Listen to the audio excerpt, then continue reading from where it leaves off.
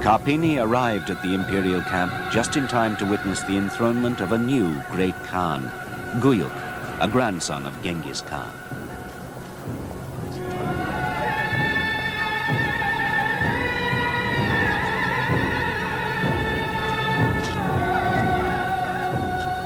The emperor of the Tartars has a remarkable power over everyone. No one dare stay anywhere except in the place he has assigned to them. Whatever command he gives, be it to battle, to life, or to death, they obey without a word.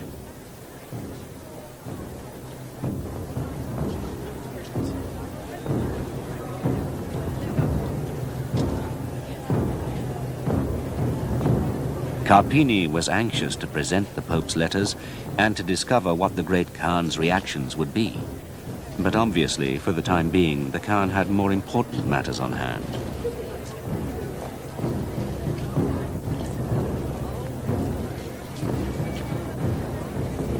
When, eventually, Carpini was led into the presence, the great Khan's response was unambiguous. He sent a message back to the Pope. The petition of your emissaries has been heard. You, who are the great Pope, come at once to serve me. You say I should become a trembling Christian. How do you know that you speak with God's sanctions? From the rising of the sun to its setting, all the lands have been made subject to me by God. If you do not observe my command, I shall know you as my enemy. Let this command be respected and feared. This letter still resides in the Vatican. When Carpini returned to Europe with this message, the bells of alarm rang out. Europe was so disunited that Carpini had wisely refused to allow Mongol envoys to return with him. Should they see how disputes and mutual warfare are the order of the day here, they will feel more inclined than ever to attack us. The Pope had no intention of submitting to the Mongols, so disaster seemed imminent. However, Guyuk Khan died before he could carry out his threat. But as soon as a new Khan was elected, Europe learned that the Mongols were on the march once again.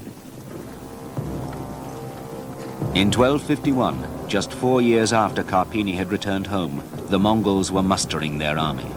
It was brought together on the command of yet another grandson of Genghis Khan, Mungke Khan.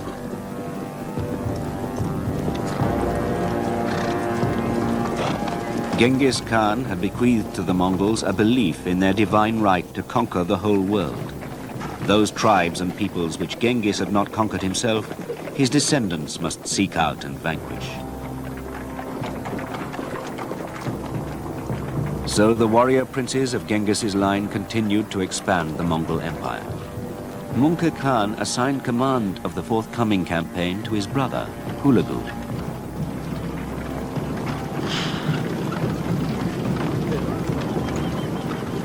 Hulagu commanded 150,000 imperial soldiers, and he had 1,000 teams of Chinese engineers to build siege engines and flamethrowers. It was one of the largest armies the Mongols had ever put into the field. Hulagu's forces marched westwards, but not after all to Europe. They marched instead to the richest civilization not yet under their control, the Islamic Middle East. From Alamut near the Caspian Sea to the great cities of Baghdad, Aleppo, Damascus, Jerusalem.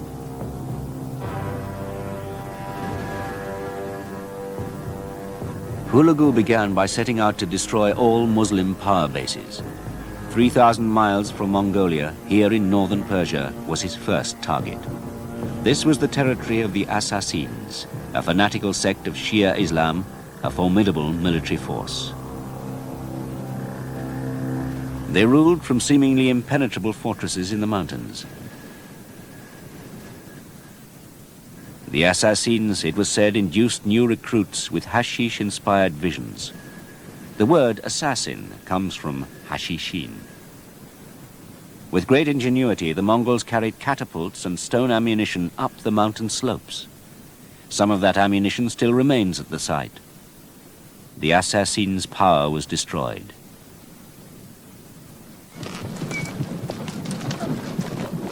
Orthodox Muslims everywhere rejoiced at the fall of the heretics.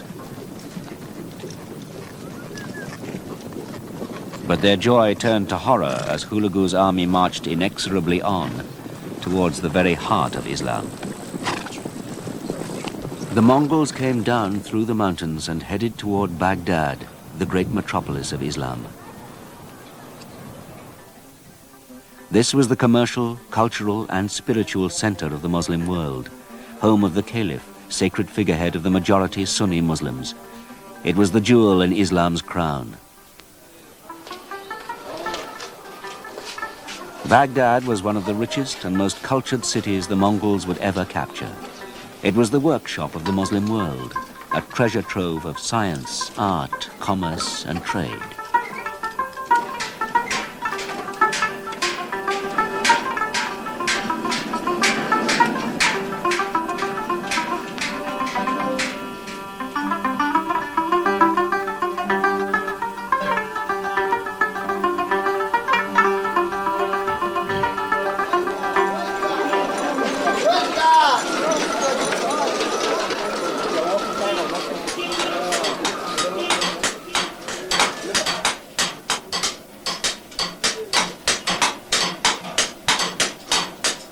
The Caliph, unwisely, neither prepared his defenses nor would accept the Mongols' demand to submit. He sent his trumpeters out ahead and declared that he had soldiers enough to dry up the waves of the sea. And he contemptuously addressed Hulagu as, "O young man, scarcely entered upon your career." Hulagu was not amused, and soon after the Caliph was taken and forced to submit on bended knees. Behind him, Baghdad was destroyed.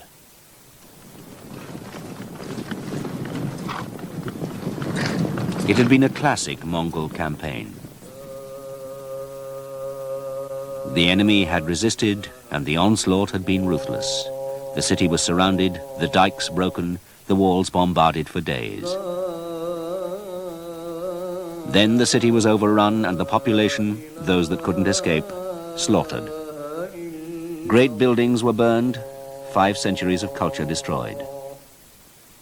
The stench of rotting flesh drove even the Mongols out of the city.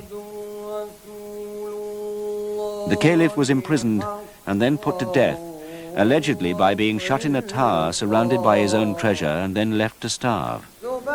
More likely, he was wrapped in a carpet and kicked to a pulp, a Mongol way of executing royalty.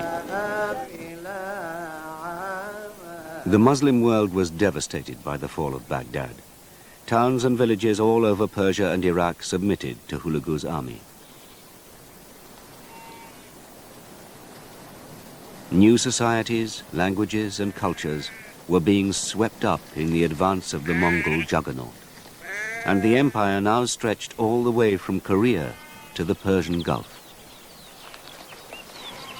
There were no limits to Hulagu's ambitions. He was determined to reach the Mediterranean, so he led his army westward into Syria.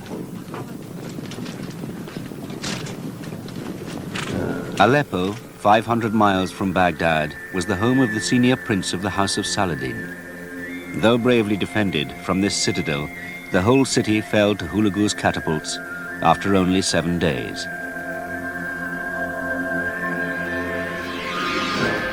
Hulagu, impressed for once by a garrison's bravery, ordered that all be spared.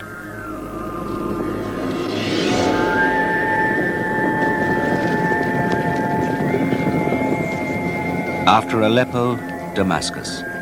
Panic had ridden ahead of the Mongols, as it always did. The city surrendered without a fight.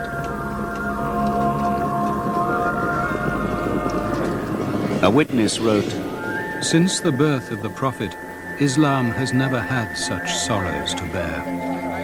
For the first time in its history, Islam was now without a religious leader, its resources plundered, and almost all its territory conquered. It seemed on the brink of extinction. But for Eastern Christians, it was a time of hopeful anticipation. They had lived under Muslim rule for some 6 centuries. The Crusaders had failed to liberate them. Now perhaps the Mongols would. This was their fervent hope.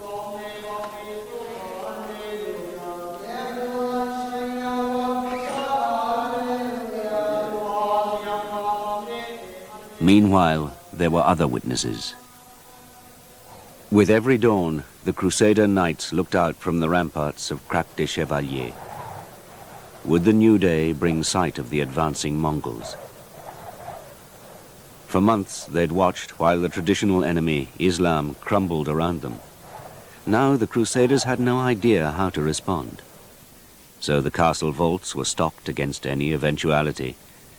It was a time to watch and wait.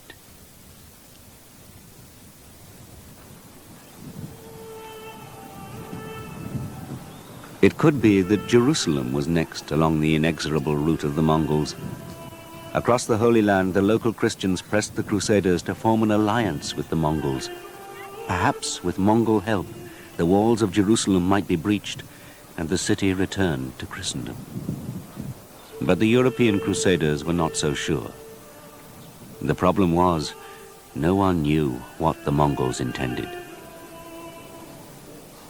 In fact, Hulagu had no specific designs on Jerusalem. To him, there were other more important goals. He had already made most of the Middle East his own empire, and now set his sights on the last remaining bastion of Islamic power in the Middle East, beyond Jerusalem.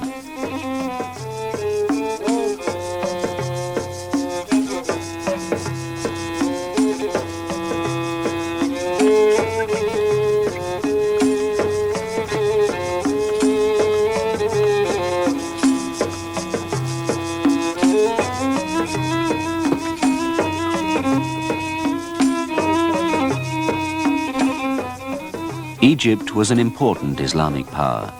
It was controlled by the Mameluke sultans, former Turkish slaves who had seized power in 1250.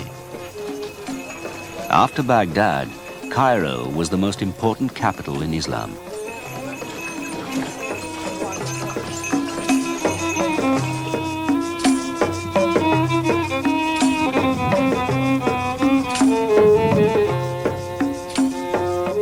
The Mamelukes had come to power because they were easily the most formidable warriors in all the Middle East, and they had ambitions to consolidate their power in the region.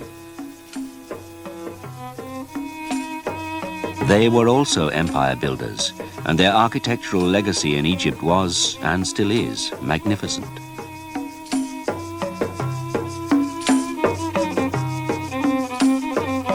As the last bastion of Islam, there was in Egypt much to protect. Indeed, the Mameluke Sultan, Qutuz, had already declared his intention of defeating the Mongols.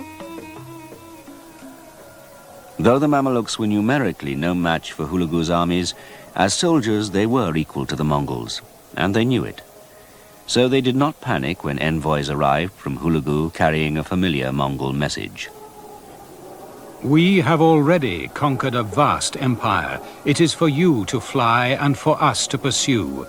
Our horses are swift, our arrows sharp, and our hearts as hard as the mountains. Your walls, your fortresses will not detain us. We mean well by our warning. You are at present the only enemy against whom we must march. But before the Mamelukes could react, news was brought from afar that dramatically changed the situation. Hulagu's brother Munke, the great Khan, had died. So the Mongol throne was vacant, and the succession was under dispute.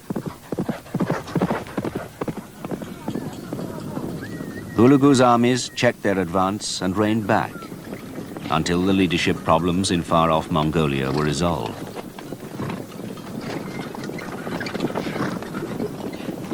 Just as Ogadai Khan's death 20 years earlier had saved Christian Europe from a Mongol conquest, now the death of Munke would save what remained of Islam.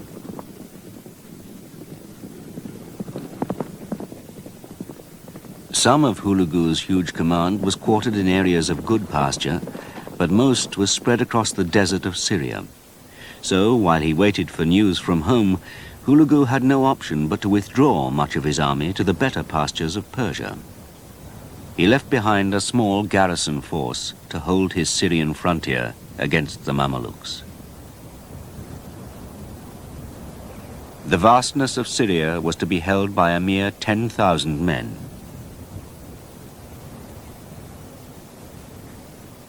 In Cairo, when news of the Mongol withdrawal reached the Mamluk Sultan, he ordered that Hulagu's envoys be executed and their severed heads displayed here at Cairo's city gates.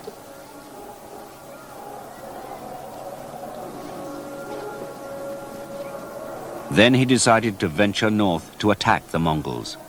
In a passionate speech, he reminded his soldiers that the defense of Islam now rested on them alone.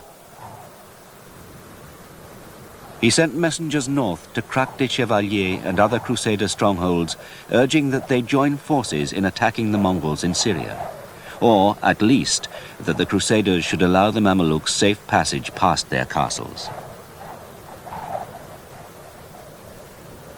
The thought of cooperating with Islam posed an ironic dilemma for the Christian knights. It was the most crucial decision they'd faced since they had set foot in the Holy Land. With whom should they be allied? The Mamelukes, their Muslim enemy, were fighting to survive. And if the Crusaders joined forces with the Mongols, they might, between them, eliminate Islam forever. But the Mongols' invasion of Europe was not forgotten. A victory for those savages would mean abject slavery for the Crusaders. In the end, the Crusaders sided with the devil they knew. They supplied the Mamelukes with provisions and granted them safe passage through Christian territory.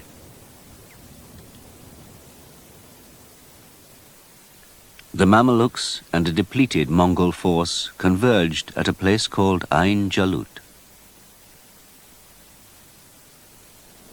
The battle fought here in September 1260 was a turning point in the history of the Mongols, the Muslims, and the Christians.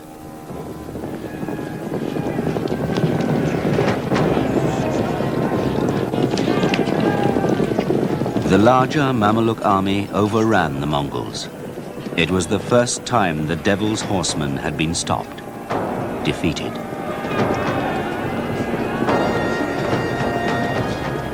Ain Jalut means Goliath's spring, and tradition has it that it was here that David slew his giant. Anyway, it was here that the myth of Mongol invincibility was shattered for good. The spell the great Genghis Khan had cast upon the world was broken. But in the ashes of Ain Jalut lay not only the ruined prestige of the Mongols.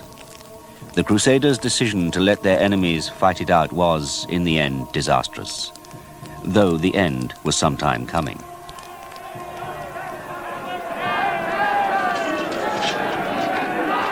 "30 years after their victory at Ain Jalut, the Mamelukes returned to remove the Christians. One by one, the Crusader castles fell. Crac Chevalier was one of the last to go.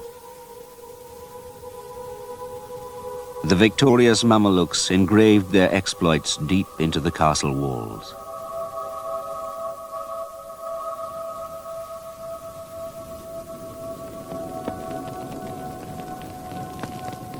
The Crusader presence in the Middle East had been brought to an end.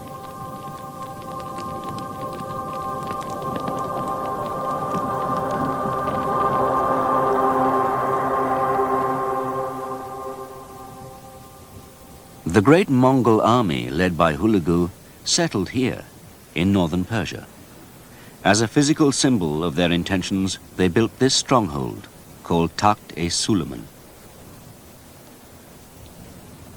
It was built around a deep blue lake, which the Mongols believed was a holy place. But what was more important was the great destroyers of walls had now become builders of walls.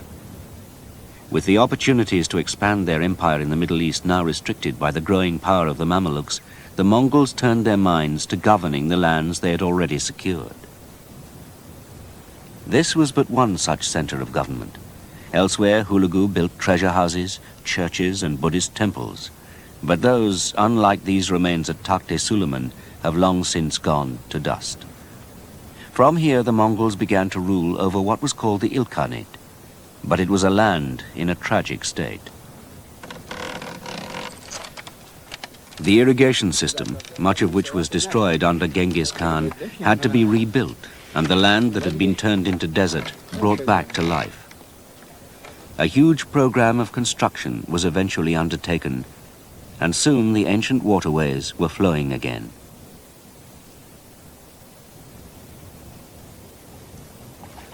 Water was brought back to the towns and villages under Mongol jurisdiction by the local Persian rulers.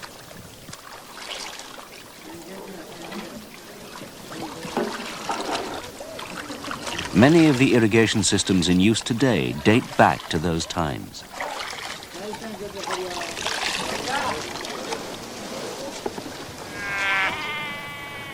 Farmers and herdsmen were encouraged to build up their flocks, and across the countryside the land began again to bear fruit. Within just 2 generations, the Ilkhanate had become prosperous again, a legacy for which the Mongols are hardly ever given credit.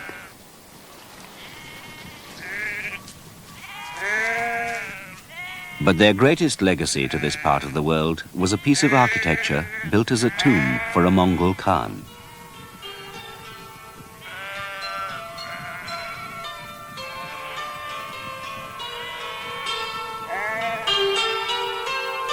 This is the mausoleum of Oljetu at Sultaniye.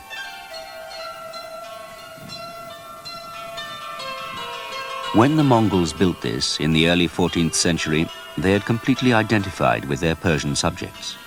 They had abandoned their shamans and their age-old tolerance for other religions and converted to Islam. They had, to use the modern term, gone native. It's one of the greatest architectural wonders of the Islamic world. Its vaulting and its dome were the largest and most complex that had been built at that time, and served as models for other buildings from Samarkand to Florence.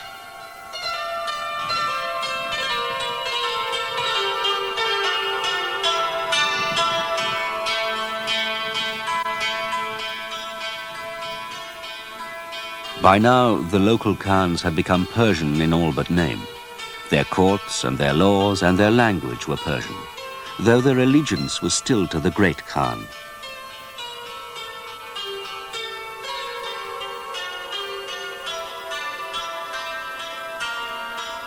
The Mongol rulers here were never conquered or swept from power. They were simply absorbed into the rest of the population. In the bazaars and mosques of present-day Iran, you can still see the descendants of Hulagu's army.